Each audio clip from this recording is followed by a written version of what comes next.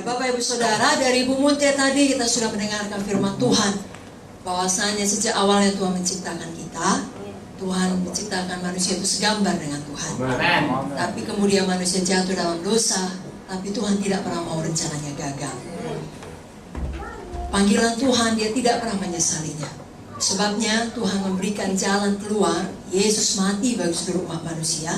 Dan bagi kita yang bahkan sudah menyerahkan hidup melayani Dia, Tuhan mau memulihkan kita semua. Amen. Sebabnya saya dan saudara, kita buat komitmen, kita harus bertumbuh tiap hari lebih seperti Yesus. Amen.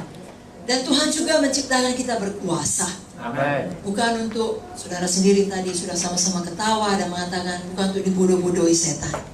Baik secara langsung dia bicara dalam pikiran kita, ataupun melalui semua cara lain. Apakah situasi ataupun manusia yang bisa dipakainya, kita tidak akan mau lagi ditipu oleh setan. Amen. Bahkan kita lebih dari pemenang. Amin. Amen. Dari Kejadian 1 juga diajarkan kepada kita, kehendak Tuhan dari awalnya, Tuhan mau kita beranak cucu memenuhi bumi. Bukan hanya dengan anak badani, tapi terutama dengan anak rohani. Sebabnya saya dan saudara, sampai nanti kita pulang ke Yerusalem baru, tugas kita adalah untuk berubah dan berbuah. Amen. Dan kita tidak pernah lupa untuk melaksanakan amanat Allah. Amen. Tidak cukup hanya penginjilan, saya pikir sudah sangat jelas diterangkan oleh Ibu Munte. Kehendak Tuhan yang sempurna bagi kita adalah kita membangun gereja Tuhan. Membangun tubuh Kristus. Karena di dalam gereja lah kita dapat mengajari jiwa-jiwa tersebut, membaptiskan mereka, mengajari terus-menerus dengan firman, sehingga mereka benar-benar menjadi murid. Amin, saudaraku. Dan hari ini kita juga diingatkan oleh Ibu Munte kita, di dalam kita melakukan itu semuanya, kita harus setia, kita harus bertekun, bahkan melakukannya hanya untuk Tuhan. Amen. Ya, bukan untuk motif yang salah, bukan untuk kekayaan, bukan untuk ketenaran, bukan untuk kesenangan, untuk kenyamanan duniawi, apa yang dikejar dunia ini, tidak. Tapi kita betul-betul mencari dahulu kerajaan Allah dan kebenarannya. Bahkan sesuai dengan kesaksian tadi, bagaimana beliau melayani di Vietnam, bagaimana situasi di sana, sesuai dengan apa kata firman, bahkan kita harus melakukannya dengan tersembunyi. Izinkan saya membaca dari buku Matius 6, ayat yang keempat berkata, hendaklah sedekahmu diberikan dengan tersembunyi, maka Bapamu melihat yang tersembunyi akan membalasnya kepadamu. Dalam ayat 6, jika engkau berdoa, masuklah ke dalam kamarmu, tutuplah pintu, berdoalah kepada Bapamu yang ada di tempat tersembunyi, maka Bapamu melihat yang tersembunyi akan membalasnya kepadamu. Jadi beda sekali dengan cara dunia. Tetapi cara sorga, ya saudaraku, memang ajaiblah cara Tuhan. Amen. Ya, katanya kalau mau kaya memberi. Ini juga harus melakukan semua dengan tersembunyi. Amen. Manakah yang kita lakukan? Apakah yang kita pilih? Masing-masing kita yang menjawabnya. Tapi firman mengatakan, bahkan ayat di bawahnya tadi, memberi dengan tersembunyi, berdoa dengan tersembunyi. 17-18 Matius 6, apabila engkau berpuasa, minyakilah kepalamu dan cucilah mukamu, supaya jangan dilihat oleh orang bahwa engkau sedang berpuasa, melainkan hanya oleh Bapamu yang ada di tempat tersembunyi. Maka Bapamu yang melihat yang tersembunyi akan membalasnya kepadamu.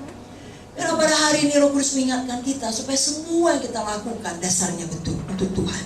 Amin. Hanya untuk Tuhan. Amin. Hari ini sudah sangat jelas pada prakteknya dijelaskan Ibu Munte, bagaimana kita fokuslah kiranya untuk mengadakan KKR 3 kali di dalam setahun. Amin. Amin. Dan fokus untuk memuridkan jiwa setelah KKR tersebut. Bukan soal banyaknya jumlah yang bisa diumumkan, tidak. Tapi betul-betul pribadi lepas pribadi. Satu pun jadi, tapi betul-betul jadi. Amin. Ya, dan bagaimana kita diajari untuk fokus membesarkan kerajaan sorga dengan membuka daerah-daerah baru bagi Tuhan. Amin. Lalu dalam mengerjakan semuanya itu, kita lakukan di dalam kasih. Amen. Karena kita tidak mau semua pekerjaan kita, pelayanan kita sia-sia, terbakar di dalam api. Dan Galatia 5 ayat 6 berkata, iman yang bekerja oleh kasih. Saudaraku, tanpa iman kita tidak dapat berkenan kepada Tuhan. Tapi iman dan kasih berjalan bersama-sama. Amin. Melakukan semua firman ini, khususnya di tengah-tengah persoalan, saudara perlu iman. Amin. Dan iman yang diperlukan, khususnya bagi saudara yang sudah lama melayani Tuhan, bukan merupakan iman untuk jalan keluar yang instan saja. Kalau jiwa baru itu ya, iman sembuh cepat, just like gitu. Saya nggak mau dioperasi, tolong ini tumor lenyap. Dan oleh rahmat Tuhan, kerap kali itu terjadi memang. Tetapi seiring dengan pertumbuhan rohani seseorang, iman yang kita bicarakan bukan hanya iman yang seperti itu, tapi ketekunan iman. Ya, satu iman yang tetap percaya kepada firman Tuhan, di mana kita yakin betul bahwasanya Tuhan yang memegang kendali.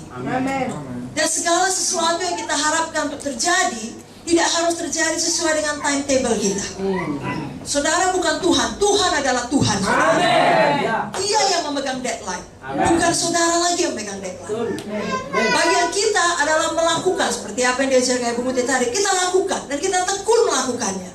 Kita bertekun melayani dan bertekun beriman. Ya, terakhir kali saya bicara mengenai iman Kaleb. Bukan untuk 1 tahun, bukan untuk 2 tahun, tapi 40 tahun lebih.